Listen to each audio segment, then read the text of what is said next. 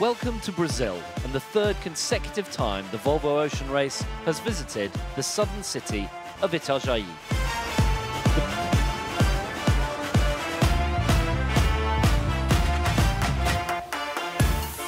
The Brazilian fans are crazy about the race, and the country has a long history of welcoming our boats.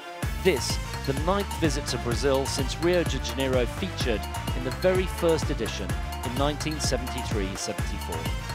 It marks the end of the big Southern Ocean Challenge and is the first port of call after the boats have rounded Cape Horn.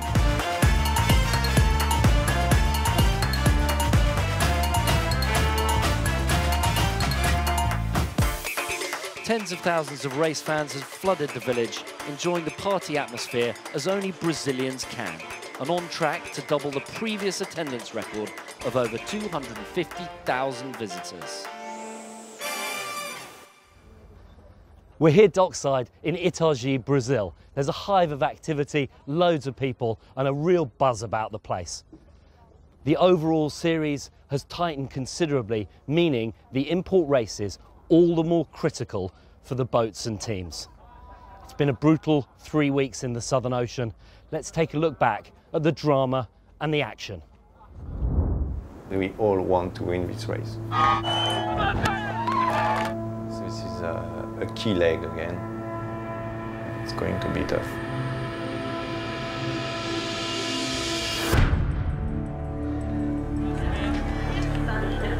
A lot of emotions, but yeah, obviously trying to keep the mind on the prize. A bit hard to leave New Zealand, to be honest. Strange feeling now. Next leg will be Cape Horn. So now we are going into the Southern Ocean again. We are pointing south to the cold, deep breeze.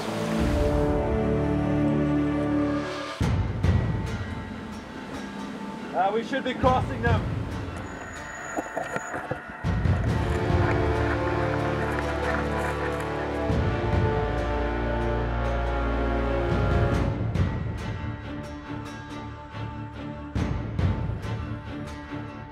We feel good about, the fact that we have another 5,000 miles, 6,000 miles, 7,000 miles.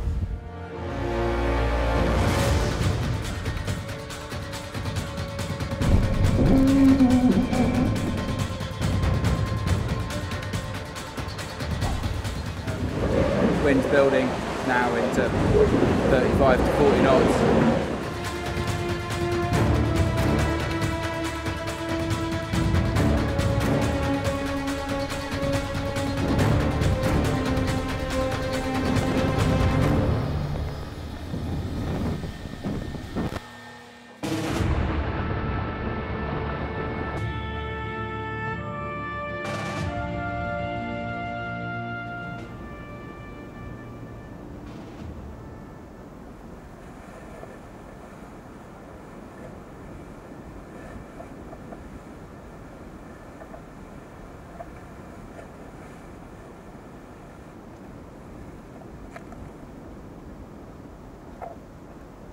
Affected us all quite emotionally. We were very close to Scallywag as a team. To say that our thoughts are with the Scallywag crew and all John's family.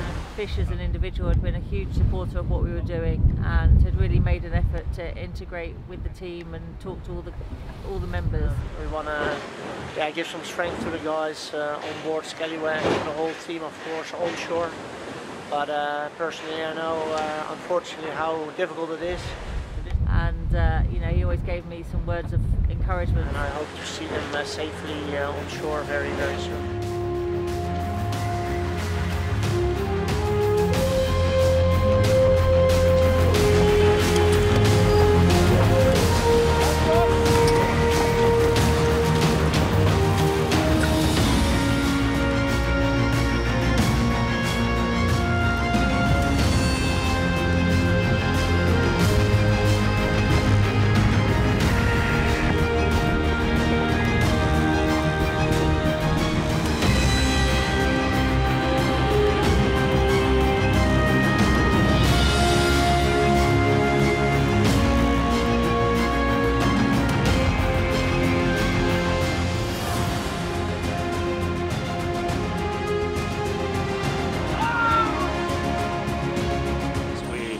we've been lucky just break it close by and be able to get on shore quite quick and prepare it now here with the sorting.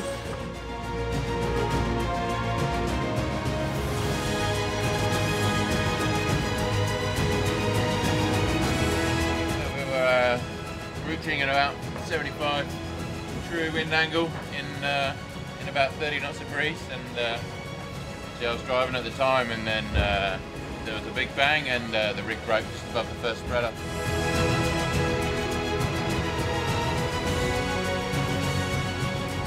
I think I'm pretty confident how our boat speed is going. So the last 24 hours, this is going to be a battle of epic proportions with Brunel.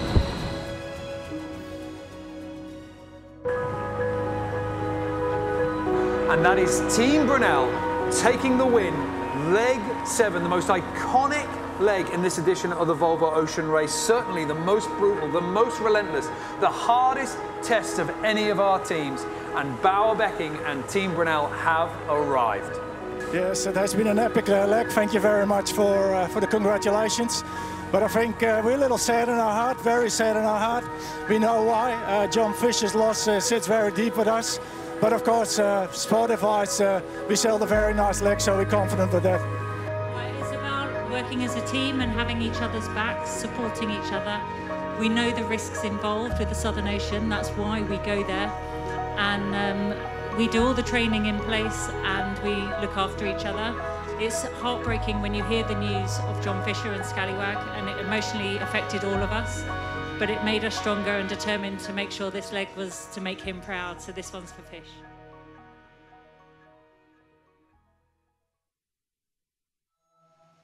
A tough decision followed for Sun Hunkai Scallywag, whether to continue in the race. Ultimately, they decided to rejoin in John's memory, and the boat arrived here on Thursday. Let's hear directly from the team. The Scallywag Volvo 65 is going to dock into Itajai.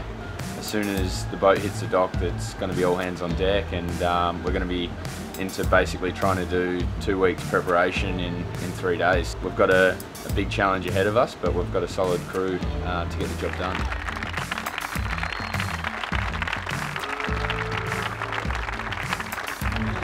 Fantastic reception, and also the number of people that are just helping us carry stuff off. Just in itself, we've got a bit of a race on still. You know, it's been a mission to get the boat here, and now we've got the next 2 days are going to be flat out to get the boat ready to be on the start line. We've got to get the rig out, which is happening all pretty quickly. It's probably about to be a record time for Volvo Ocean Race, I suspect. We've got to get rig out, boat out, boards out, rudders off, and service everything. So yeah, we've got a full-on couple of days, but the boat's actually in relatively good shape. So yeah, all being well, we'll be back in the water either the evening before or the morning of the start. Another team that had a major incident in Leg 7 was Vestas 11th Hour Racing, suffering a rig failure after rounding Cape Horn. Here is their remarkable story about how they overcame adversity with the unlikely help of a lamppost. We were routing at about 75 true wind angle in about 30 knots of breeze, and so I was driving at the time, and then there was a big bang and the rig broke just above the first spreader. Everyone is healthy, no one got injured in the rig coming down, and the boat seems to be good. So now we're just getting everything squared away, and we're going to start motoring towards the Falklands. Here we are in Stanley Harbour with the boat all in good shape, but obviously there's no mast left in the boat anymore. So now we're working on our next moves to get the boat up to Brazil safely and ready for the next leg. The plan is to build a jury rig after we were dismasted. We've managed to find an aluminium pole, a mast out of another boat, and we're going to chuck it in the mast step here and whack a few ropes on it, and then hopefully fly a couple of sails off it. Just flown in yesterday, and we're going to replace the racing crew who have been here for about a week getting the boat ready to be delivered north. You know, this is part of the race. It's you know, it's a technical sport, just like a Formula 1 or something. Every so often the car spins off the track and you got to put it back on the track. Fair wins. Take care, guys. Yeah, we're in a race against time to get to Brazil in time for the next leg. We've got 1,500 miles to sail, motor sail.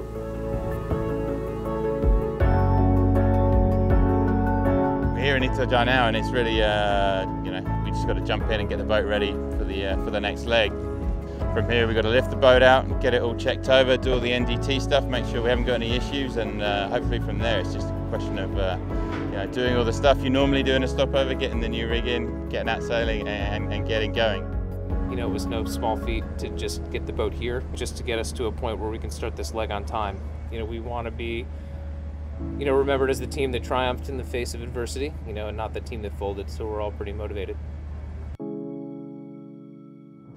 So let's take a look at the Import Race Series overall after 6 races. In 7th, it's Turn the Tide on Plastic. In 6th, Team Sun Hung Kai Scallywag. In 5th, Vestas 11th Hour Racing. In 4th, Team Brunel. In 3rd, Team Akzo Nobel, just 1 point ahead. In 2nd, Dongfeng Race Team. And leading, Matt Frey with 37 points. Import race results can prove crucial if there's a tie in the overall standings at the end of the race. Team Akzo Nobel are in 4th with 33, just 3 points behind Team Brunel in 3rd. In 2nd, it's Matt Frey on 45 points, just 1 point behind the new overall leader, Dongfeng Race Team. With 4 legs to go and 1 point between the top 2 teams, it's all to play for. Well, enthusiastic scenes at the dockout, huge crowds, and Torben Grael led the walk-through. Previous winner of the race, 5-time Olympic medal winner and America's Cup sailor, and he had his daughter, Martine Grael, heading out on Team Akzo Nobel. He said he was far more nervous for her going out racing than he ever was when he went and won the race himself.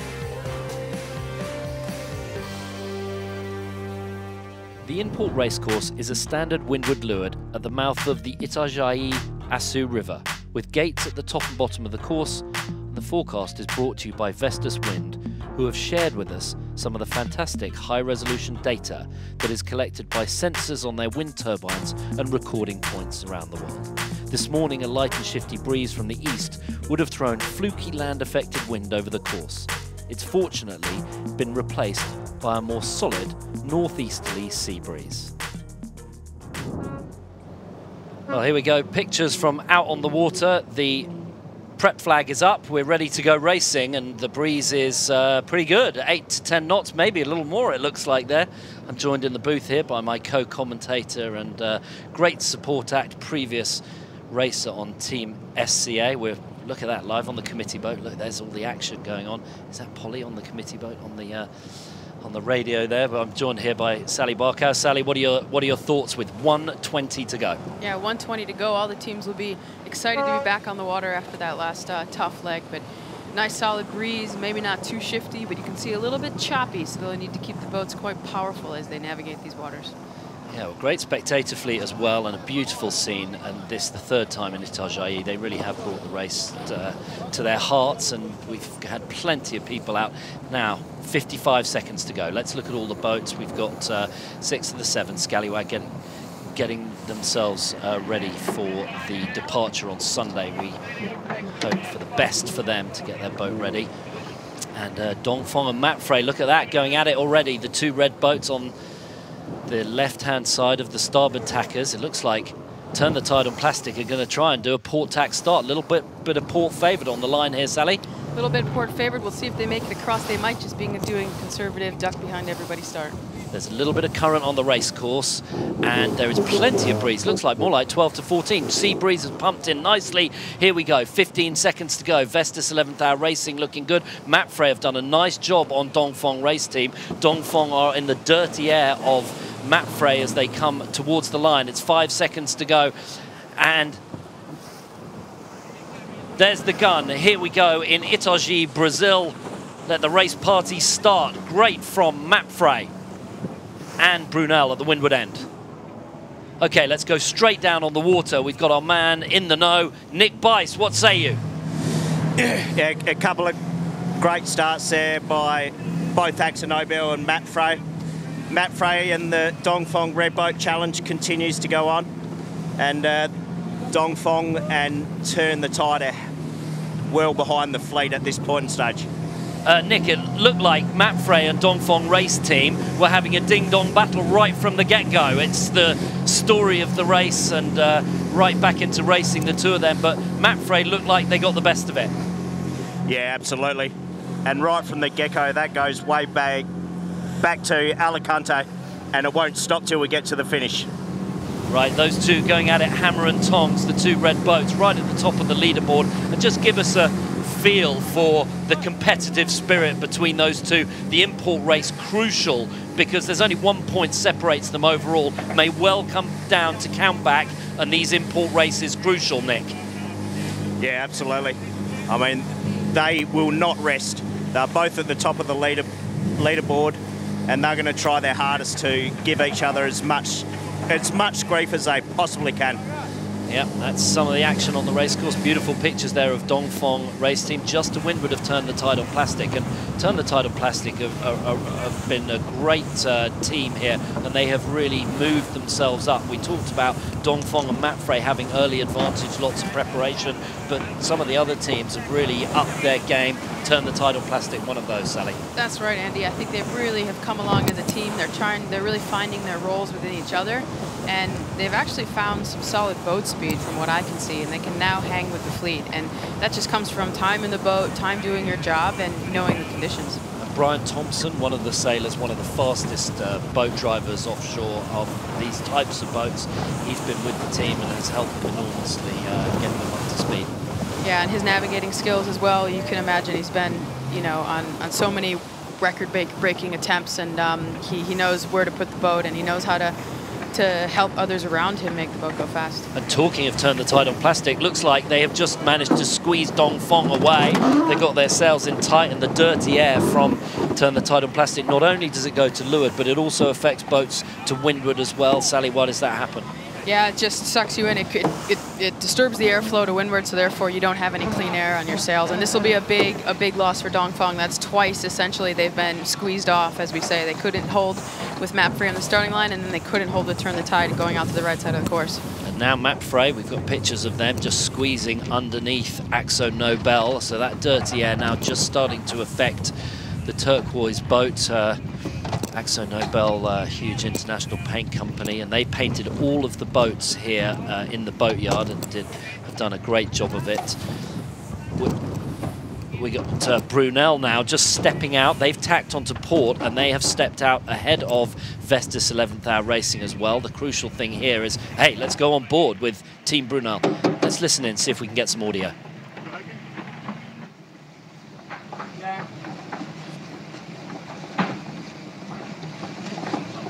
So Bauer Becking there, talking to Pete Burling. No shoes on, it looks like. Just on the left-hand side there, Pete Burling driving the boat. His skiff-style racing, grew up in the North Shore beaches of Auckland, New Zealand. And sailing that boat beautifully. A big confidence booster for Team Brunel. They won the last leg. They took all 16 points around Cape Horn first. Sally, you sailed with them only a few legs ago. Great confidence boost for them. Tell us why that team is coming together. Yeah, a huge game changer for them. We knew that as a team there was some space to grow, basically, and they had some things to work out communication-wise, team dynamic-wise, and they really put their best foot forward on the Southern Ocean leg, and they knew that all these points were out for the taking, so they pushed extremely hard forward. And when you watch the boat sail, you can see it now. It's very calm, it's very steady, it's very solid, and that's what they took into the Southern Ocean. And you got all those points, and now they're right in the hunt. I talked to Bauer Becking yesterday morning, and he was obviously very pleased with their performance. He said it wasn't particularly anything special that had come together, but he said his 1 point was a month of practice prior to the race wasn't enough to get them up to speed, the same as Mapfre, Dongfeng, some of the other teams, and he felt they could have done with a couple more months. And then I spoke to Andrew Cape, their navigator, also yesterday, and I said, well, what was the reason you won that Southern Ocean leg so convincingly? And well, and he said, well, basically there were no lucky points in the race. There were no doldrums, there were no shutdowns of any significance, and he said they just picked their lines very carefully, and the luck didn't come into it. So he was very pleased with their performance. And I was particularly impressed with them because Dongfeng did come right back at them through the leg. And there were a couple of occasions where Dongfeng really could have grabbed them by the neck and gone around them. But Team Brunel held their nerve and took the win. And much deserved, well needed. And that team of really moving up the leaderboard and now in third overall on 36 points. So the other point to remember is in the last edition, Team Brunel had the best second half of the leg to finish in second overall, and so maybe we'll see another resurgence from them as well. Lots of points still on the table over the next 4 legs, to Newport, then to Cardiff, to Gothenburg, and then the finish in The Hague. We've got the double points leg across the Atlantic from Newport, Rhode Island. And it looks very close up the racecourse. The only boats that are not doing so well, Dongfeng race team, little back, but otherwise everyone else right on it. Akzo Nobel just a few boat lengths behind. Turn the Tide on Plastic having a great job way out to the right-hand side. Team Brunel, here we go, Turn the Tide on Plastic now decide to tack, come back into the centre of the racecourse. We'll see how that leaves them as the boats come back together. Matt Frey in a pretty comfortable position on port going into the middle of the racecourse. Their only thing to worry about now is Brunel and Turn the Tide on Plastic will come back at them on starboard. And for those of you new to sailing, starboard tack, the tack that Turn the Tide on Plastic currently are, where the wind is coming across the right-hand side of the boat, is the advantaged tack. And if you're on port like Brunel are, you have to avoid the boat on starboard tack, right, Sally? That's right, and we're going to see quite a lot of port starboard rule scenarios here at this top gate. As you can see, all the boats are, quite well positioned and close to each other on the ladder rung of the course. So they've all gained the same amount of distance up the course, and they're going to have some interactions as they need to round these marks. And Matt Frey just had a little dose of the slows there. Let's go down to Nick Bice. What happened on Matt Frey? They just looked like they got a little slow for a few boat lengths. Nick Bice. Yeah, pretty interesting there. Matt Frey dropped into Akzo Nobel, which is exactly what Akzo Nobel did to Matt Frey when they're heading out on starboard tack. So maybe it's just a little change of setups on each tack, or just a little breeze difference. Maybe Matt Frey just overlaid. Have Matt Frey overlaid the ley line a little bit there, Bicey? Yeah, maybe a couple of degrees, not too much though. I think they're maybe trying to go fast to get over the top of Akzo Nobel. Okay, looks like it's going to be very busy at the top now. A couple of minutes to go until we get to that windward mark. Just talk to us about the rules scenario when we've got 2 windward marks there at the top, Sally. So it's quite similar. It's similar but different to when you have one mark. But basically, you have that zone around the mark, 3 boat lengths. If you get into that zone, you have room to round the mark. Port starboard rules all. So if you're starboard coming in and you're not in the zone, then you have to give way to that starboard boat. Okay, watching Team Brunel now tacking onto starboard, and we could see them doing the dance with the boards. One board goes up, one board goes down. What exactly do those boards do?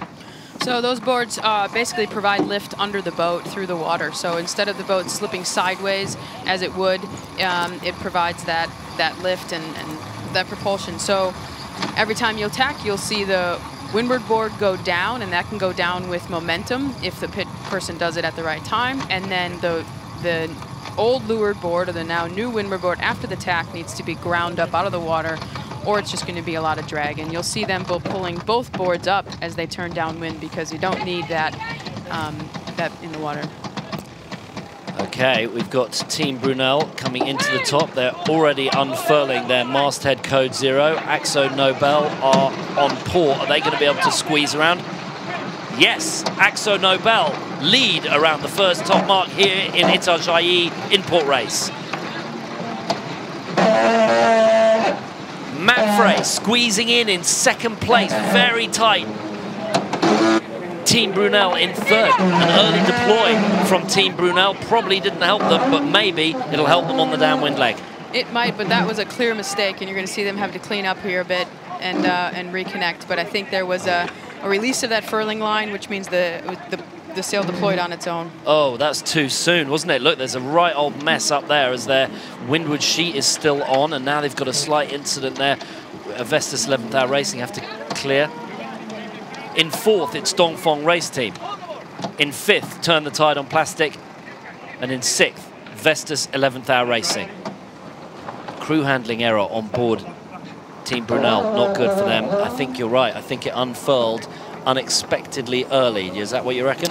I think so, and I heard, you couldn't hear the comms, that was on Brunel as they rounded or as they tried to get the sail on the lock, and it almost looked like to me the timing was pretty tough on the pit there, Abby Ehler, as the sail went on the lock, but it was already being unfurled, so they're going to have possibly a knot here, like an hourglass we call it, to be able to have to untwist, and this is quite a big effort they're going to have to make to clear their big A3. Yeah, problems on Team Brunel as Mapfre and Akzo Nobel try to extend their position at the front of the fleet in this import race here in Itajai. Oh no, it's getting worse. That is a mess at the front of Team Brunel.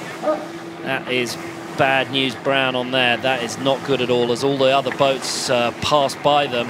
And let's go down to Nick Bice from the latest. Team Brunel not looking good, Nick. No, that's right. It's definitely had an unintentional furl, and it's now just gone from bad to worse. Akzo Nobel and Mapfre are going to step out quite nicely here, and I think Akzo Nobel will be very happy with that upwind work. They were extremely fast on port tack, so it's going to be interesting to see the line up again with Mapfre on the next upwind. I can't believe it. Team Brunel, that is such a mess after we'd given them so much love and props after their brilliant leg in the Southern Ocean. Has Pete Burling on the wheel on the left. Let's listen in. There's plenty of action on board, trying to fix the problem. No, it was offside. It was offside. Keep going. We make a knot. We made a knot. That's the problem.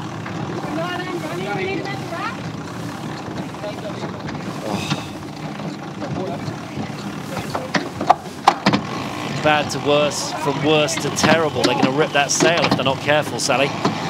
Explain. Yeah, there's a small chance here that it's been rigged slightly incorrectly. That's maybe what I'm thinking. It's quite a massive knot they have there with the sheet and a full twist. So that's kind of the hourglass. Sometimes it happens up higher and it looks like a full hourglass. Now it's happened quite low, which makes it quite hard. They're going to try to probably jibe back and forth a few times and release it. But it just comes from that early unfurl, and I feel like there's something maybe rigged wrong that they're going to look back and say, oops, we made an error quite early on. Well, usually these boats are striving for more knots of boat speed. Definitely, they don't want knots in the sails. Look at that. Oh, that is a snake's honeymoon right there. All those ropes all tied up. And tell you folks, anyone who's been out there and has had a problem like this, a beer can race on a Wednesday night or national championships, you know how they're feeling. Carl Langford there trying to fix the problem, trying to talk about it. Brunel there, left, wallowing. They're getting it sorted out. Well, let's hope so. I think it looked like they have the potential for pulling it out, but back to the front of the fleet. Team Akzo Nobel, followed by Mapfre and Dongfeng race team, have caught up after not such a good start, starting not their strongest point on Dongfeng race team, but they've got right back into it here. 11 knots going downwind, so we've got about 12 to 13 knots. Very nice sea breeze here. Can't quite see the cumulus clouds over There's Martin Grail there, just coming back into the cockpit on Team Akzo Nobel. Looks cool and calm. That's the difference between someone who's winning and someone who's trying to sort out a mess on their masthead Code Zero. Let's go on board Akzo Nobel. Nikolai Sersted's driving. Martine Grail now back in her usual position as a sort of strategist. She helps with the tactics and knows these waters pretty well. There is current and a bit of tide. And they got high comms here because they're just trying to get a jibe in, I think, right in front of Mapfre to get over to the gates. And if they can actually jibe free and clear, then they probably have a strong chance of leading the race at the bottom. And if they mistime it or don't get far enough ahead of Mapfre, then it's going to be quite hard to lead into the bottom gates. And they might have to follow them and have some better. So following the battle at the front of the fleet now, Team Akzo Nobel trying to squeeze around Mapfre, and here they go with the jibe. Let's watch this as they go for simultaneous jibe now, all three boats at the front. Matt Frey first to jibe, and this might advantage Matt Frey, but they did make a little mistake with the ley line on the upwind leg. That gave away the advantage to Team Akzo Nobel, but maybe they're going to just try to use that windward position to push dirty air down onto Team Akzo Nobel. The bottom mark, just top right of screen there. Patchy breeze in the 10 to 12 knot range. Akzo Nobel holding a very slender lead. Matt Frey really wanting to take the points for this import race. They know how crucial it is. They've got to stay ahead of Dongfeng race team. Lovely pictures of Turn the Tide on Plastic, and the environmental message of the Volvo Ocean Race ringing loud and clear all around the world. And one of their guests taking a very nice selfie there at the back, James Blake, the onboard reporter there, keeping the action up close and personal. Dikafari driving. Let's watch them as they go through the jibe. There's Liz Wardley and some of the crew changes they've got for this import race. In, Martin Stromberg, Annalisa Murphy and Nicholas Lundven. Out, Elodie Metro, Bledin Mon and Bernardo Freitas. A regular rotation that they do on Turn the Tide on Plastic. And look at that. Let's go down to Nick Bice. Looks like there's a lead change. Yeah, Matt Frey did very well there to sneak down on Akzo Nobel and stop them from jibing. And I'm looking right across the course now and seeing Vestas 11th hour, and I don't think they went too well at all out there. So Matt Frey are going to be pretty happy. I'm not sure what it looks like on the virtual, but Turn the Tide definitely came very deep, and they may be under the ley line now, so they'll be coming in with a lot of speed. Okay, on board with Akzo Nobel. Only a few boat lengths, Nick Bice, between those three boats at the front there. Yeah, and we've seen that from the start of this race, and I think we'll see that the whole way through. Of course, the red boats will be keeping an eye on each other, and we've got a nice, very colourful boat stuck right in the middle of them at this point in time. Yeah, and we're going to come back to you a bit about some of the boatyard work and some of the... particularly, I wanted to talk about the sails and the choice of sails and how they've rotated their sails. But for the moment, just to let you know, Matt Frey, no crew changes on board their boat. Dongfeng race team have just got one crew change for this import race. Stu Bannatyne is in, Jeremy Bayou is out. And Team Akzo Nobel also, I believe, no crew changes for this leg. They come in down towards the bottom mark now. A difficult crew handling manoeuvre here, although it looks like they're straight into this bottom mark, Sally, so not too complicated. Not too bad, unless they, you know, Dongfeng maybe choose to take the other mark to have some clear air on the rounding. Regardless, they're going to go quite early, hoisting that J1. It's a pretty heavy jib nonetheless, so everybody on the pumps, and then they'll have to furl this big spinnaker, and I would assume they're going to drop it on the next leg to take care of some windage. Certainly looks like the mark that we can see right now is the favoured mark. There is another mark just to right of screen that's possible for the boats to go around, but it looks like there's been a reasonable right-hand shift. And when I was talking to Jordan this morning, we were talking tactics, and he was saying when the sea breeze comes in, it usually comes in and then pumps a little bit to the right and slowly clocks back to the left as the day goes on. So I think we may have seen this 5-10 degree right-hand shift, which meant that Vestas and Brunel not so good on that right-hand side. Matt Frey leading around the first leeward mark, very nicely sailed to get ahead of Team Akzo Nobel, who round in second.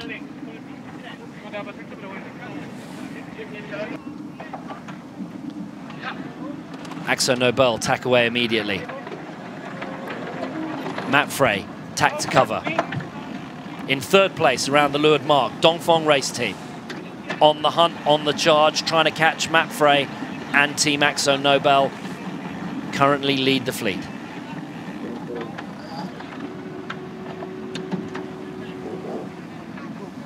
It's quite choppy down here at the bottom of the race course.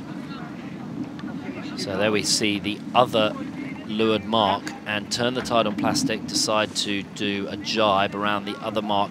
I don't think that's the favoured mark. The yellow mark, to my eye, looks like it's closer to the windward, the windward mark. Maybe problems on Vestas 11th Hour Racing there as well. In fourth, around the first leeward mark, it's Turn the Tide on plastic.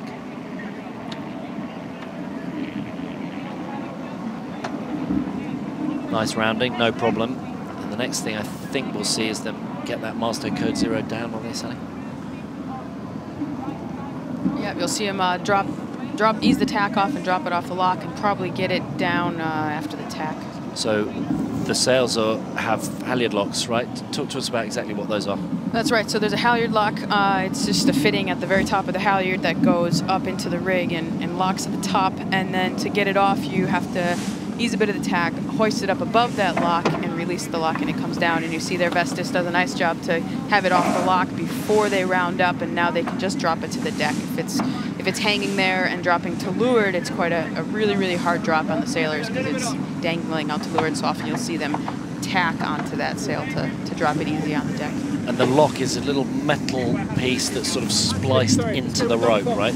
That's right. It's a metal piece with a kind of a shelf basically that just falls into the lock, and that is straight onto the halyard. And they're fittings that you can change out if they break, but they also are looked at quite closely because they're such a supporting factor of the sail, and they take quite a lot of load.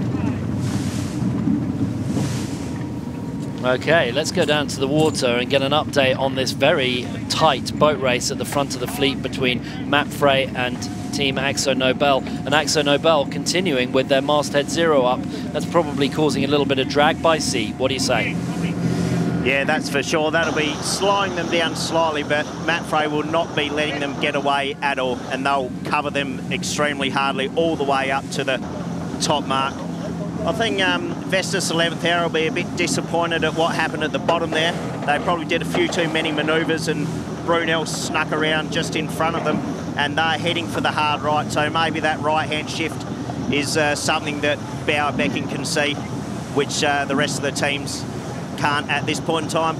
But I'd say Mapfre isn't too worried about that. All they're worried about is Akzo Nobel and sitting right on top of them. Now, my question about that by sea is, presumably Mapfre don't want to make life too difficult for this Dutch team Akzo Nobel, because they actually want Akzo Nobel to finish in second and put a point between them and Dongfeng, perhaps.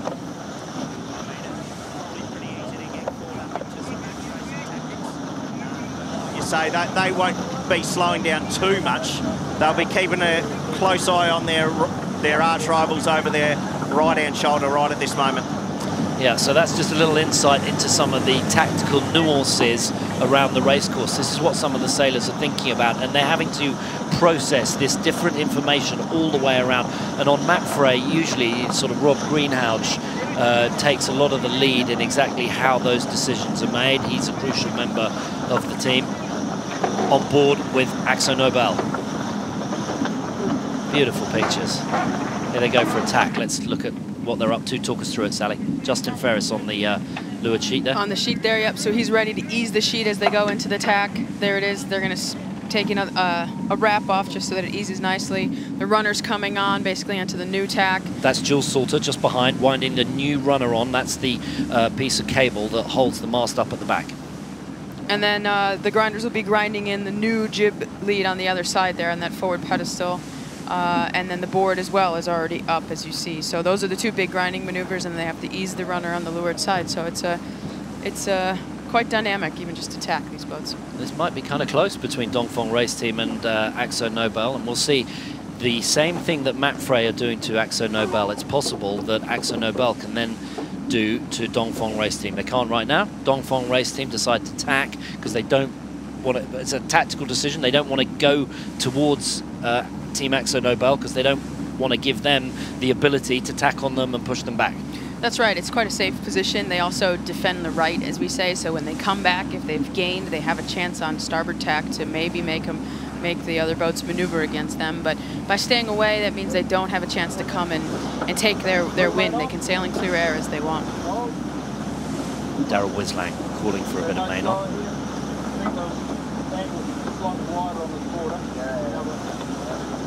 Is it slightly wider on this board? Yeah, they're always talking about their modes, and obviously right now they can easily say their speed and angle, height versus the other boats, and so really giving a lot of feedback to the helmsmen so they can be quite specific on what angle they're sailing and what speed they're pushing the boat at. Nick Bice, we're looking at boat speeds here. We've got Mapfre and Dongfeng just over 10 knots and Akzo Nobel just under 10 knots. There's a sort of 0.2, 0.3 difference. Do you think that that is the masthead code 0 that's affecting their boat speed on the Dutch team, Nick? Yeah, for sure. There'll be a slight effect, and that sounds pretty right. I don't think Akzo Nobel will be leaving that A3 up, coming up the next work. And now, Sally, talk to us. The ley line for the windward mark. Mapfre were a little over the ley line last time. It looks like they're under the ley line this time. But the problem for Team Akzo Nobel is they can't really tack away here because otherwise they'll start to go away from the windward mark. Yeah, it looks like Mapfre kind of did what you were saying before. They gave some space to Akzo Nobel to stay connected with them. They had a choice to wait for Akzo Nobel to tack and then tack on top of them, give them bad air. But I think Mapfre chose a really nice ley line. They get to these top gates and they still have a choice to turn left or right depending on the shift, and they gave a little bit of space for Akzo Nobel to sail. Yeah, maybe it's a thin lane, but they're going to keep their boat speed up and hopefully stay between them and Dongfeng. I like the tactical call here from the Chinese team, Dongfeng, because they've given themselves the opportunity, it's exactly you were saying moments ago, Sally, to come back on starboard, and I think they're gaining right now half a knot faster.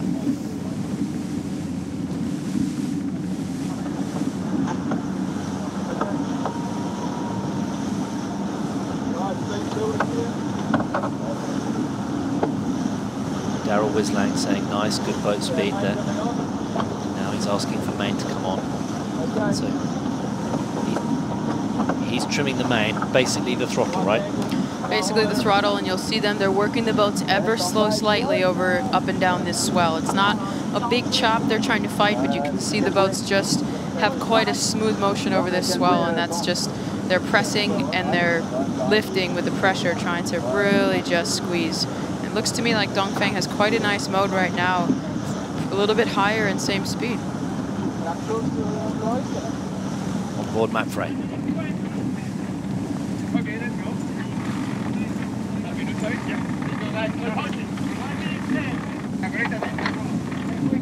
Here we go, sailing ballet as they coordinate themselves with mainsail, jib, trim, boards, keel, helm. And this is the big A3 hoist, and you can see how early they did it so that it can go up.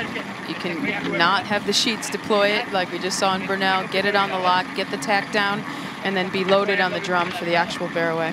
Doesn't look like the tightest of furls they had there. What does that mean? I think, yeah, that could be dangerous in the breeze. I think over 15 or 18 knots, but I think if we're just seeing 10 or 12 knots, it should be okay. Xavi Fernandez, the skipper there. All hands to the pumps. He's at the coalface, grinding on those winches.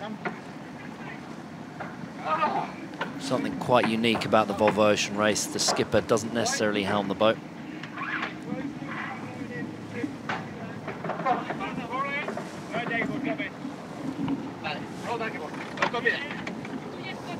Perfect ley line for Mapfre as they come to the second windward mark, in the lead, defending their position. Great sailing from Team Mapfre.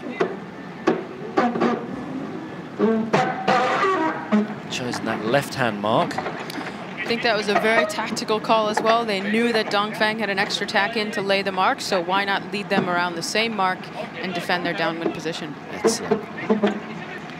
Dongfeng now on starboard, Team Akzo Nobel on port.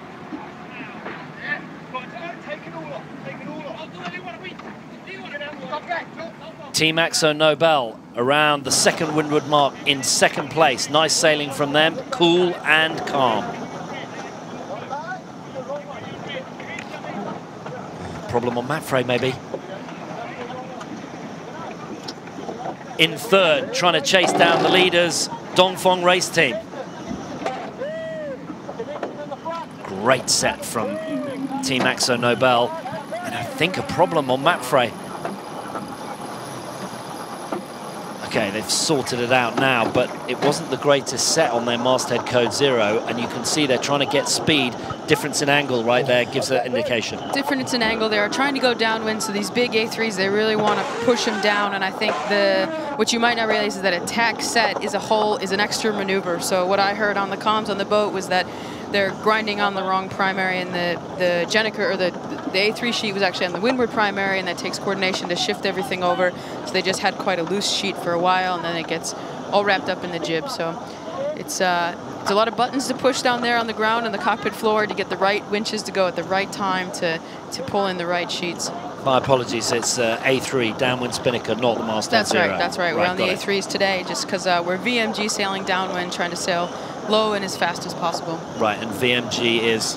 Velocity made good to the mark. So they're not trying to sail high and fast like they would be offshore. It's not often they're going to choose a VMG or a straight line angle offshore, so they'll be sailing more with their mastheads, which are flatter sails. But here they're on the big A3s because it is a windward-leeward course. And they can't sail directly towards the bottom mark because the sails were just sort of flat. They wouldn't have speed. That would give you initially good VMG, but you'd slow down pretty soon. So it's a balance of sailing fast but sailing low down towards the bottom mark. That's right.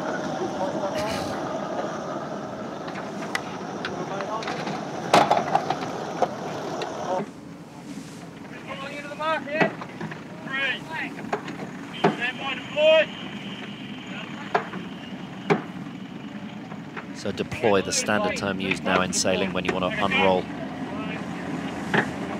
one of those furling sails at the front. On board with Vestas 11th Hour Racing. Great to see them back. Little stop in one of the overseas British territories of the Falkland Islands. Thanks very much to all of the people of the Falkland Islands for helping get this team back in the running. Also, we want to thank the Chilean Navy for their incredible work helping Scallywag as they got into Chile with all of the difficult details, passports and paperwork and emotional support. And the Chilean Navy did an amazing job. Big thanks to them. Lovely pictures from the helicopter. There are the 3 leaders. Turn the tide on plastic just underneath us there in 4th place. Matt Frey leading over Team Axo Nobel, who are 3 or 4 boat lengths ahead of Dongfeng race team, but all very close. Let's go down on the water. Nick Bice looks pretty tight. Yeah, certainly does.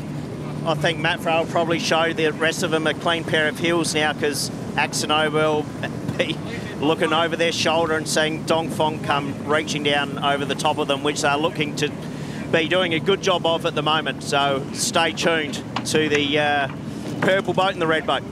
So, Bicey, while we've got you, just talk to us about when the boats have finished the amazing Southern Ocean leg. It was obviously extremely tough on the boats. What's the process that the boatyard goes through in terms of checks to get the boats ready for the next leg? So we have a pretty big team that's here when the boats do arrive. All the boats come out the water, all the masts come out the water, and we undertake what's called NDT, non-destructive testing, which is very similar to an ultrasound when someone's pregnant. And that enables to have a look under the skins or the carbon fibre to see if there's any anomalies that need repairing, to try and get on top of things before they do propagate. And not only do we do that, we take all the sails off the boats, check all the sails, we pull the winch system completely apart, kill system completely apart, and they undergo a pretty strict service regime, which is a service regime that we actually put together before the race even started. So we know these boats very well now, and we know how to treat them. We know how long a service does take, and that enables us to have the right people on the ground ready to go. And currently, Scallywag, who arrived yesterday in Itajai, they're going through that process, is that right? Yeah, that's right.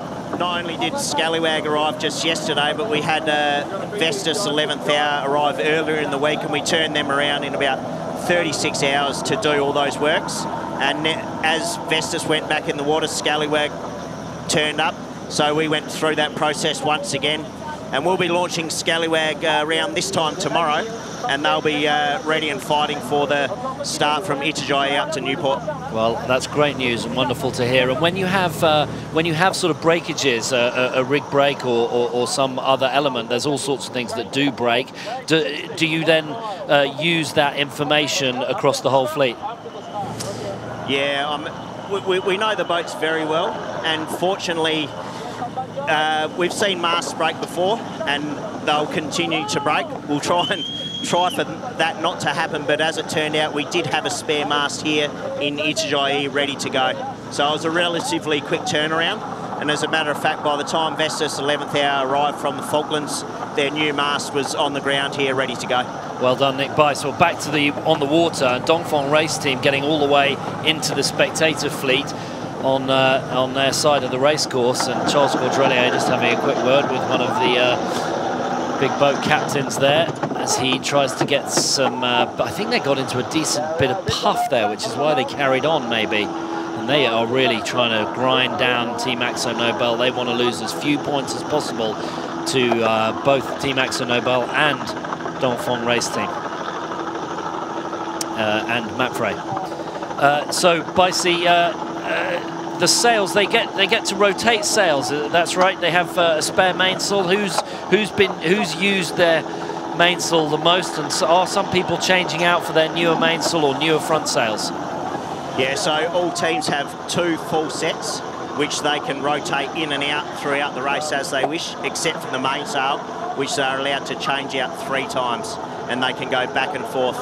I definitely know Team Mapfre and Akzo Nobel will be starting the leg on Sunday with brand new mainsails, and they've conserved those sails particularly for this back half of the race. And actually Akzo Nobel, I was chatting to Simeon Tiampont this morning, and they feel they're in a pretty good position. They've looked after their sails up until now. They've got almost a complete new set ready to go for the second half of the race, and the similar goes for Mapfre. So we're looking for these boys to really put the hammer down and come home very strongly. And so how important is that tactical decision making within the team? It's sort of something that you don't see out on the race course, but how important is it? In the past, I think that's had some crucial effects on the results. Oh, absolutely. The strategy before the race and during the race of what you don't see out on the race course pretty much determines the final leaderboard at the end of the race. And there's a lot of people who've done this race before. They know how to do it. They've had different strategies, and what we do see, or what we will see, is that who finishes on the podium would have very similar strategies. Very good. Okay, all the updates from behind the scenes at the boatyard, and we'd like to thank all of those people in the boatyard, but not only boatyard, in the North Sails sail loft, who do a great job of keeping all of those together. And if you saw the repair that Mapfre had to do, where they stopped just around Cape Horn to fix their mainsail, I can understand why they're not using that mainsail again. Yes. Shot to bits, right? It was in a few pieces, but I have heard that it is repaired well enough to be a very valuable spare main or next main for them. Okay, watching Mapfre as they furl up that A3 and then come around the leeward mark, the final leeward mark.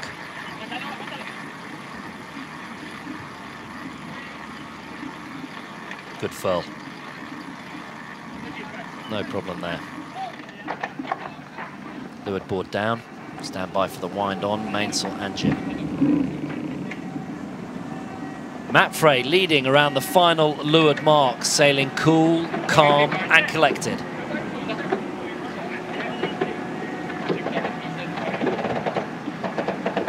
Now they'll try and get that A3 off the lock.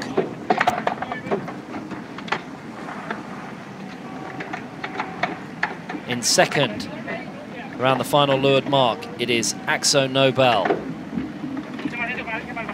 They've already got the A3 off the lock.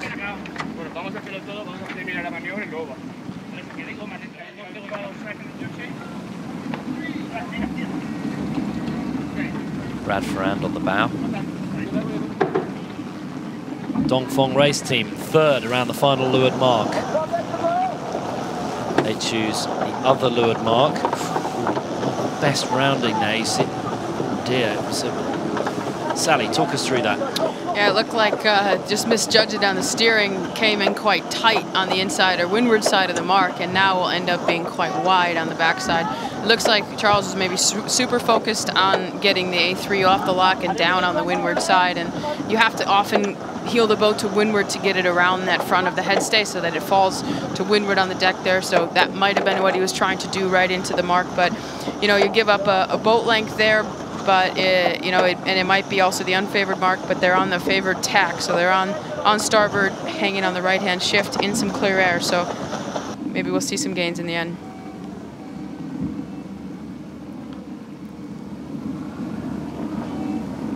Di Cafari skippering Turn the Tide on Plastic around the bottom mark in 4th, sailing very nicely indeed.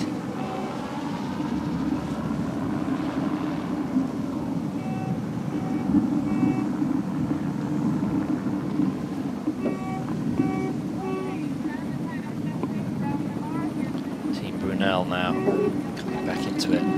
Really didn't get that first fall, and they were really suffering the consequences.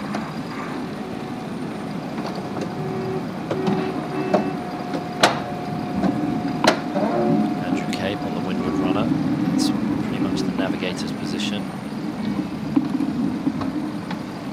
Okay, we're getting a C flag on the race course.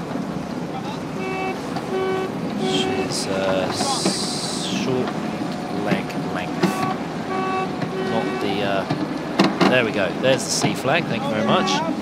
So quarter of a mile less distance for the upwind and then final downwind leg. Vestas, 11th hour racing, come around in 6th. On the back of the boat there, that's Harry Winthrop, the mustachioed mayor of Newport. He's going to do the ceremonial flag handover between Itajai and Newport, Rhode Island, which is our next destination. Vestas, 11th hour racing, back in this.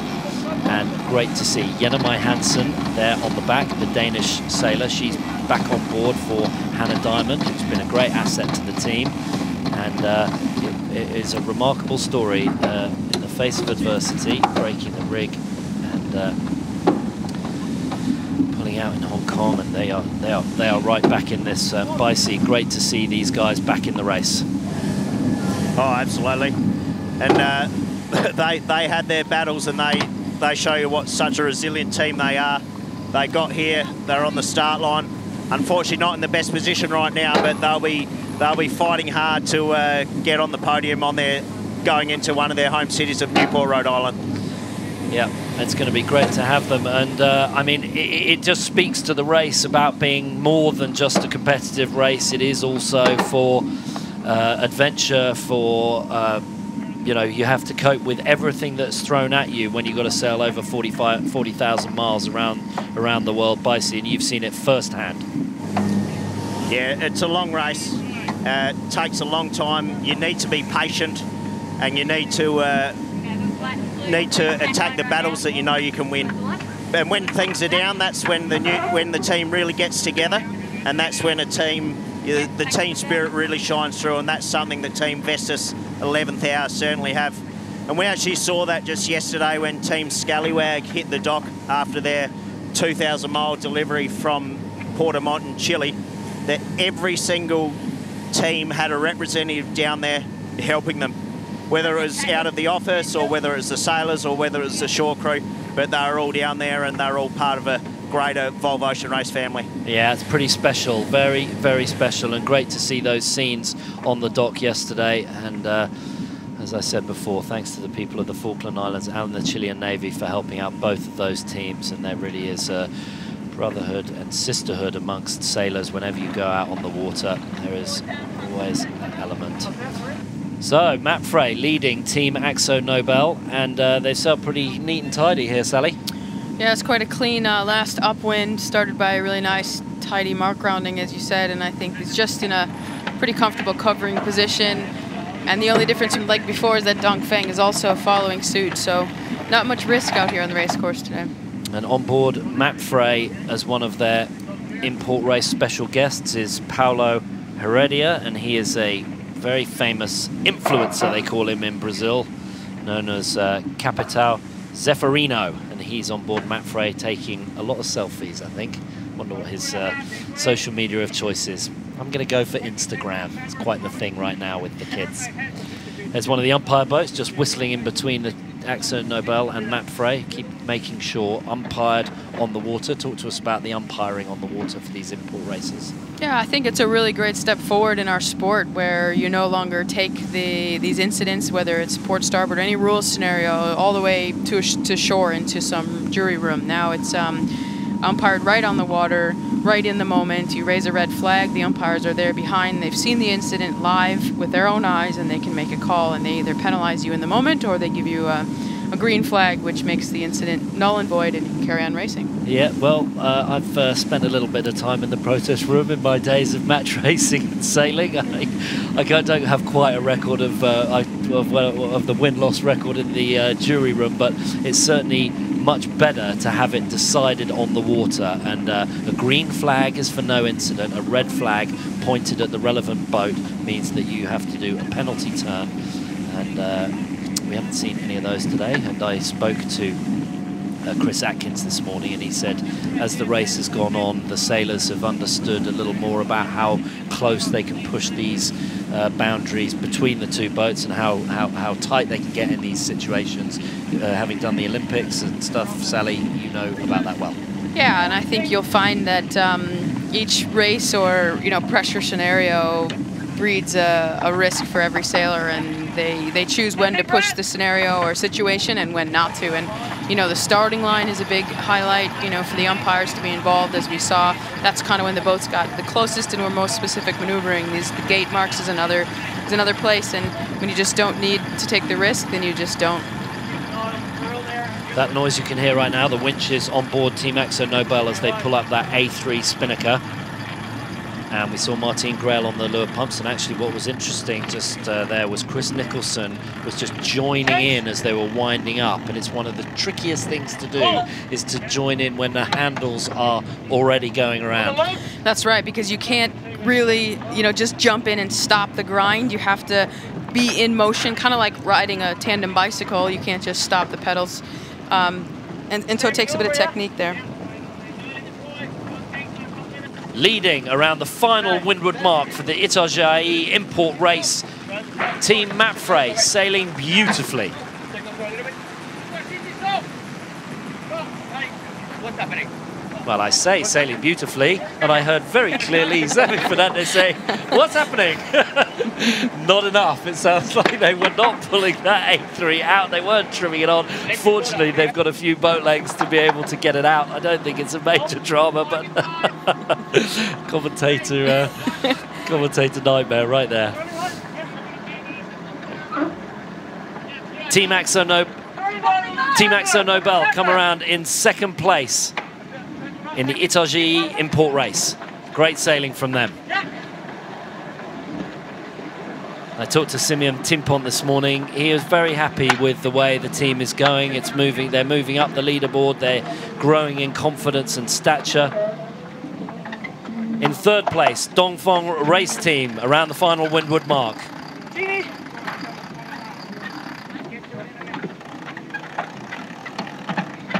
Nice, that looked like the perfect unfurl. Was that, Sally? That looked like the perfect one, yes. The other two before, we're not quite sure.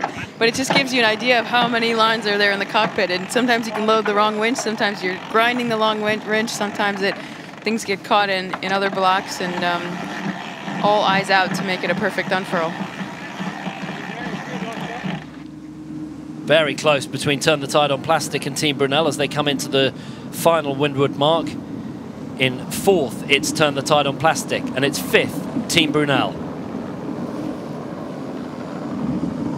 Just talk to us about the winches. When we're looking at them winch grinding, the winches aren't necessarily all connected. Talk to us about the buttons, how you connect to the right winches and all that stuff. So basically they are connected, but underneath the boat, and there's buttons basically by each of the pedestals there that can connect your winch forward and aft, and you can have all three of the pedestals in together into any one of the winches forward.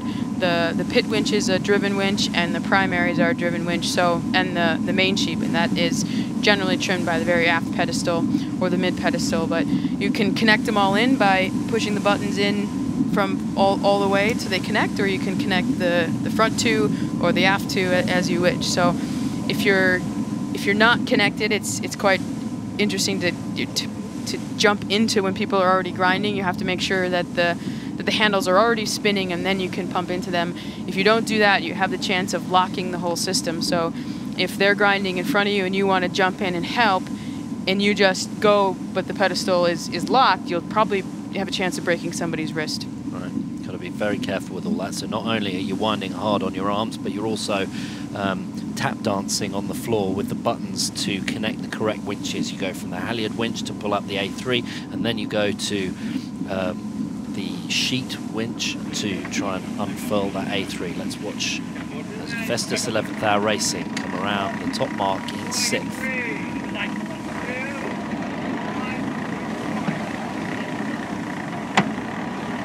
Everyone in on the leeward primary, pulling in the A3 right there. That's right.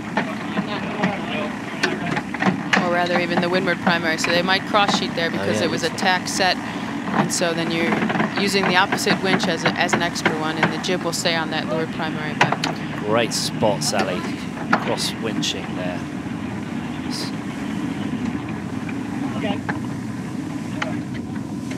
So there, it's actually there was a hand button on the pedestal there that the mid pedestal just punched. Okay, Matt Frey leading. Team Akzo Nobel in second. Matt Frey got a nice bit of breeze, but Dongfeng race team still trying to take it to Akzo Nobel. Dongfeng race team jibed very early off the ley line, so they're looking to position themselves for a little bit of extra breeze on that right-hand side, getting into something different, not far away to the finish. I think Team Akzo Nobel are going to be safe, but let's go down to Nick Bice for an update, a little wrap from you. Nick, tell us.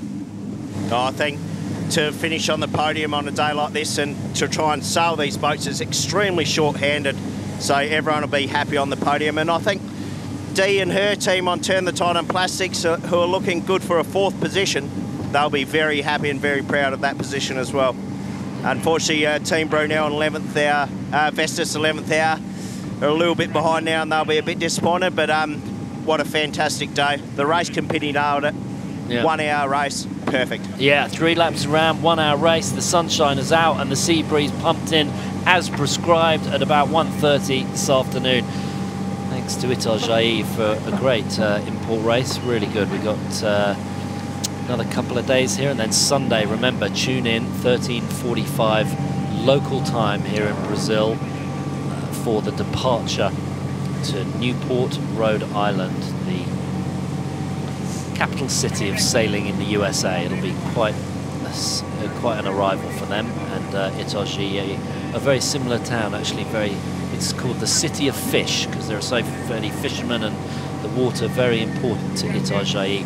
A similar sort of size, and they've brought out a ton of people. The crowd's amazing. They reckon they're going to get 500,000 people through the race village in the last 2 weeks here in the stopover. It's absolutely amazing how many people are down here enjoying perambulating along the waterfront in the Volvo Ocean Race Village. They've got a boat show going on, they've got conferences and loads of corporate action, particularly Volvo Penta have got loads of clients down here. They've got something like a 50% market share on their Volvo Penta engines down here in Brazil and South America. Don't quote me on those stats, but I'm pretty close. I talked to the boss of Volvo Penta yesterday, and similarly Vestas got an enormous load of guests. Here we come, down towards the finish. Between the pin end there on the right-hand side, the race committee boat on the left-hand side, Matt Frey keeping it cool and calm and collected. I think they're going to have to do one more jibe in here, otherwise they're going to soak all the way down. Nice sailing. Pablo Arate, the helmsman, always here for the import races and usually the leg departures as well. Done a great job again. We've seen him sailing on all sorts of boats around the world, and he's won the J-Class World Championships last year in Newport, Rhode Island, in fact. Down towards the finishing line in beautiful Itajai for the import race. Matt Frey, take the win.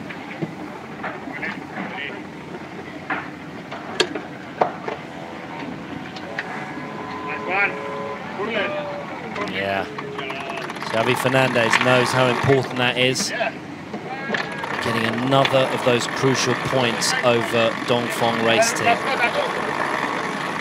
Mapfre have every expectation that this whole race may end up tied on points, and they know that the import race tiebreak may well be absolutely critical.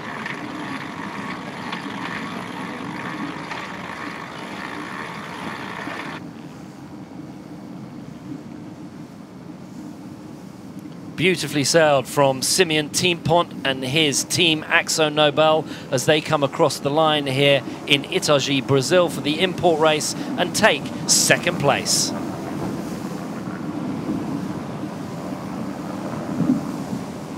Squeezing down to the finishing line with a couple of boat lengths to go, Dongfeng race team in third here in Itajai.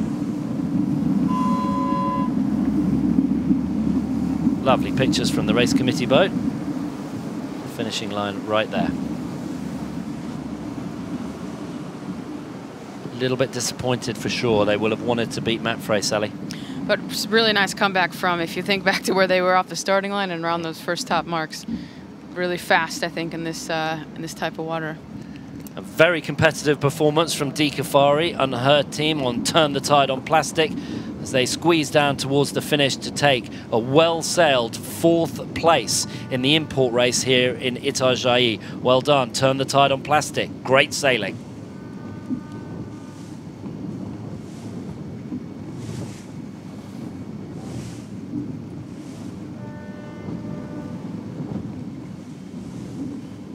Right in the hunt, Dee and her team.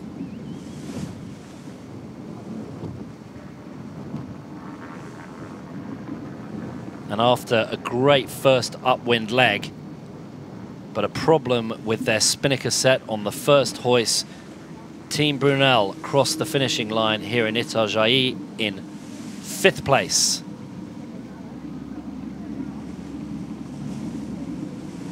After so much confidence from their win in the Southern Ocean leg, they'll be a bit disappointed with that, and that was sort of a crew work error, wasn't it? It was, but one mistake, you know, so they can't beat themselves up too much, and they know what they did wrong, so I think they can kind of brush this one off, and the important one is to start the next starting line, you know, with confidence again that they had from that Southern Ocean and have a solid leg into Newport. Vestas 11th Hour Racing, as they come down towards the finishing line, they've got to be happy that they are here, they are racing, they are present, and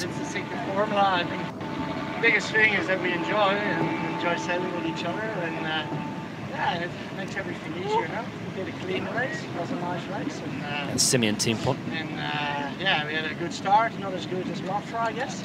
So he's just giving an interview to his onboard reporter as we watch Vestas 11th Hour Racing come in towards the finish. So Simeon talking about having fun, enjoying their sailing, and nudging their way up the leaderboard. Another podium finish for them. As we were talking about Vestas 11th Hour Racing, Mark Towell driving the boat as they come across the finishing line to close up the sixth boat on the race course on the import race here in Itajai. Vestas 11th Hour Racing takes sixth. Great to have them back in the hunt.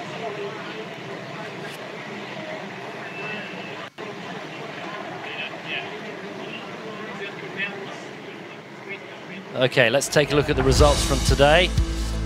Vestas 11th Hour Racing in 6th, Team Brunel in 5th, 4th, Turn the Tide on Plastic, great sailing. Dongfeng Race Team take 3rd, Team Axo Nobel sailed very nicely in 2nd, and Mapfre, cool, calm and collected around the racecourse on almost all occasions to take the win. Team Sung Hun Kai Scallywag getting their boat all fixed up and ready to rejoin the race in John Fisher's memory on Sunday. Overall, Sung Hun Kai Scallywag in 7th, 6th, Turn the Tide on Plastic, 5th, Vestas 11th Hour Racing, 4th, Team Brunel, 3rd, Team Axo Nobel, 2nd, Dongfeng Race Team, 5 points behind the leaders of the import race series after 7 races. It's Mapfre and skipper Xavi Fernandez. Let's take a look at the stats for that race. This will give us a little insight into how and why. Obviously, well, you can see Vestas 11th Hour Racing just sailed a little more distance, and it's pretty much all distance related, apart from Team Brunel, who were slow. So they didn't sail so much distance, but they were slow in terms of their average speed. Turn the tide on plastic. Very few tacks and jibes. Sally, thank you very much for joining us. Your comments on this? Yeah, I think it shows that few tacks and jibes, but speed is really the king around these race courses. Yeah, speed is the king around the race course. And you don't want to do too many maneuvers, and you want to try to avoid all those any crew mistakes and keep it slick, right? That's right. Keep it coordinated. That's the hardest part. There we go. One of the Mapfre corporate boats right there. Let's get down onto the water and see if we can hear from Xavi Fernandez. Xavi, it looked, largely speaking, incident-free, and you were happy you kept Dongfeng behind you. Tell us how it was from your perspective.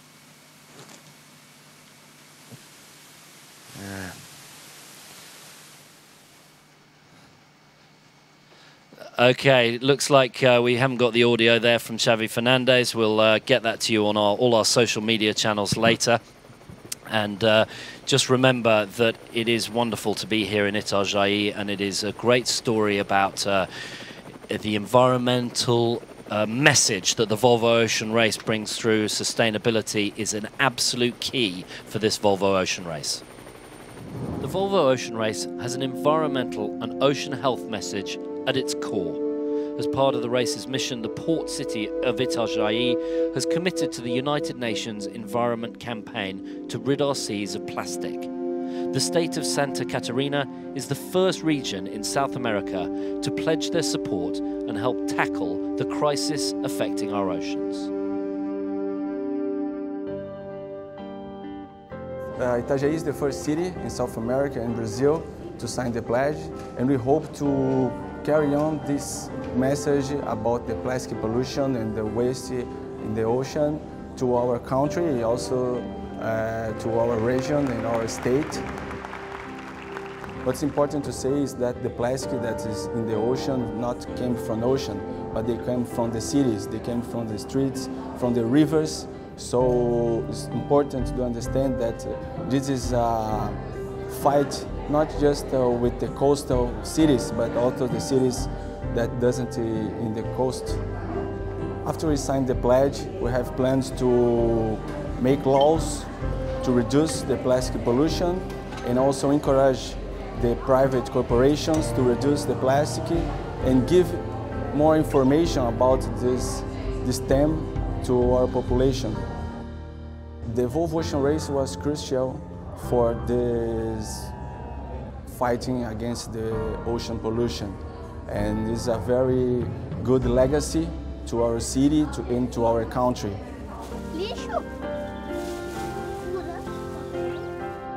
Itajai is the first city in Brazil and also in South America to sign the Clean Seas Pledge. This is a great thing, and we hope that many others follow them.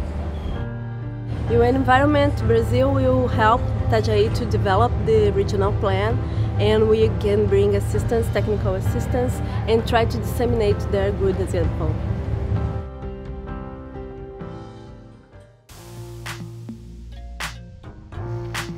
It's been an understandably tough few weeks for David Witt and the Scallywag team, processing all the emotion and thoughts about the loss of John Fisher and thinking of his family. Let's hear directly from skipper David Witt at the press conference just earlier this morning. The biggest compliment I could give John is he was the best team player I've ever seen. Put everyone else first.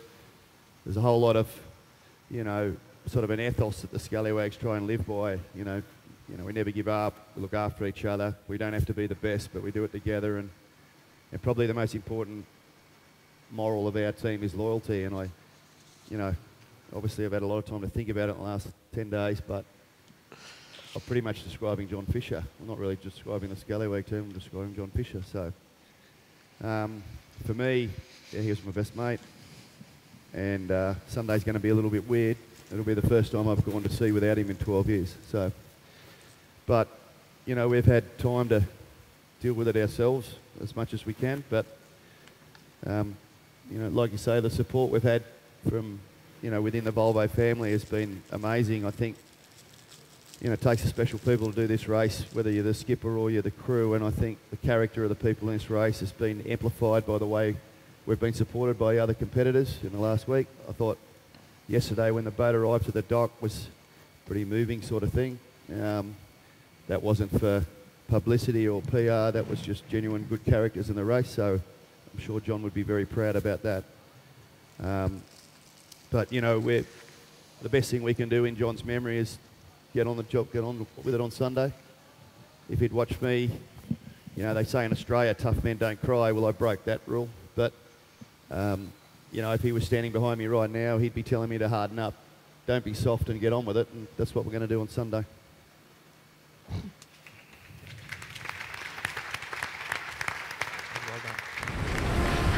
It's considered one of the toughest sailing races in the world, covering over 39,000 nautical miles of challenging ocean. The Volvo Ocean Race. Volvo Ocean Race. Volvo Ocean Race. Volvo Ocean Race. One of the biggest events in yachting, the Volvo Ocean Race is coming to town. Very interesting leg, you know, different than the previous leg in many, many ways. You know, we'll be crossing the equator again, changes quickly, and it's going to be a big challenge. Pressure is back on 1.08, it's nothing. Of course we could lose. We are back on the lead. So leg 8 is the last big one. I love Newport. On paper, very nice leg. As a team, we want nothing more than to get back on the horse and get going. It's tricky. I mean, the weather is very, very volatile, and we want nothing more than to, you know, to win into our home stopover.